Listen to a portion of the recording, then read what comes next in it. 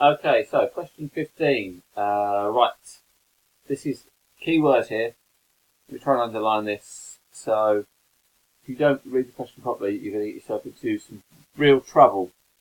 Real trouble. Right, estimate. Okay, so this is not. We're not trying to work this out using these, difficult numbers, horrible numbers up here. We are estimating. It says we're trying to work out, I think, the volume of a cone. Let's actually read the question. A cone has a volume of 98 centimetres cubed. The radius of the cone is 5.13. Right, we're not working out the volume. I've read the question now. Good tip. Work out an estimate for the height. Alright, so the height of the cone. So we're given the formula, which is good. They did say they were going to give us formulas in the questions. Alright, so this is one formula that they have given us. So you've got the volume of a cone is equal to 1/3 times pi times the radius squared times h, the height. A little diagram to give you a heads up of what those measurements are referring to if you've forgotten what the radius is.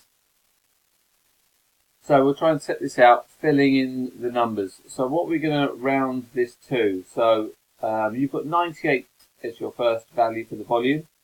So we probably need to round that to one significant figure. So we're going to round that up to 100. Alright, for the volume. For the radius, they've given us 5.13. Well, that's a nice, easy one to round up to 5. And then I'm going to put them into the formula. So the volume of the cone is the first value we're given. And I've rounded that to 100. So we're going to write 100. The volume of the cone is equal to, what's next? 1/3. So I'll put that in. 1/3. And pi.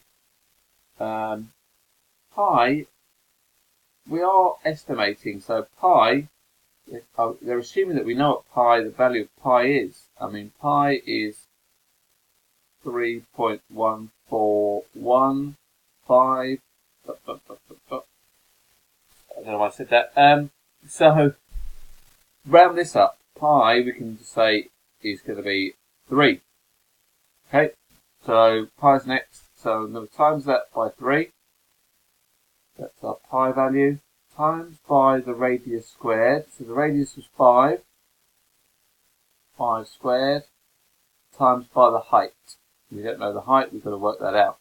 So there's our formula with all the values that we know filled in. It's a good first step.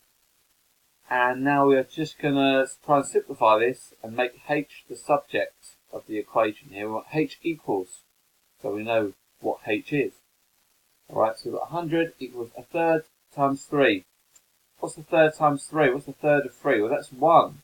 Because those 3's, timesing by 3 and dividing by 3 cancels out, so you're left with 1. 1/3 of 3 is 1. 1 times 5 squared. 5 squared is 25. So I've got 100 equals 1 times 25, which is 25, times h.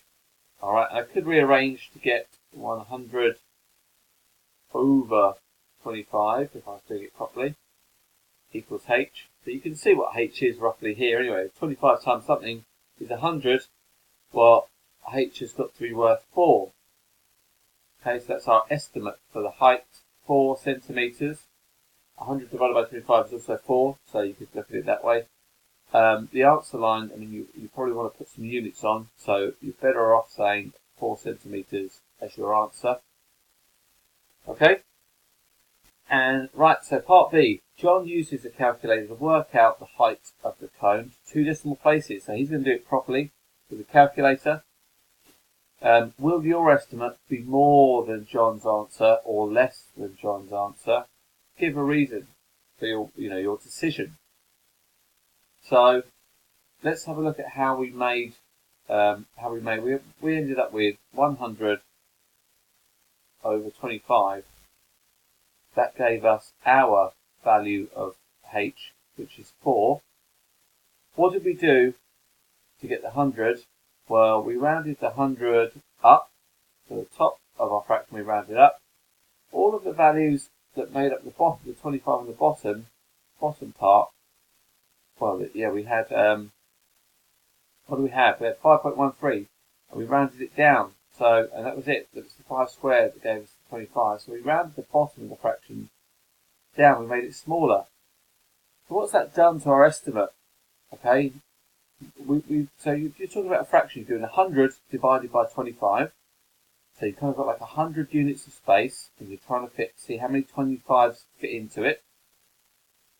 And the smaller you make the number that you're trying to fit into the other number, then you're going to get more of them, aren't you? If we made 25 to 20, our answer would start going up from 4. If we turn that to 20, we get 100 divided by 20 is 5.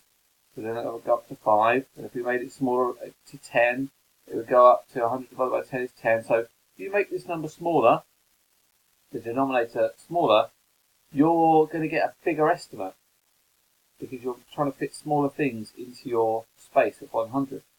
So our answer is going to be an overestimate. So what does it say? Is your estimate more than John's answer or less than? So our estimate. So I'm going to write this, and I've got a new pen, and it's not very good. So bear with me on the handwriting. So our estimate is going to be higher. They've used that language in the question, haven't they? So, sorry, more. It's going to be more than John's. No, is it John's? Yeah, John. More than John's. Because the denominator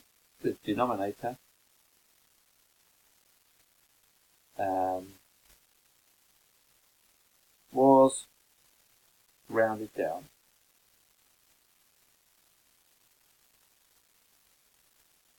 Okay, so I mean, I'm hoping that should get you the marks, and you know the reasoning for that is kind of trying to explain it kind of intuitively why that would be. All right, so I hope that's made some sense to you.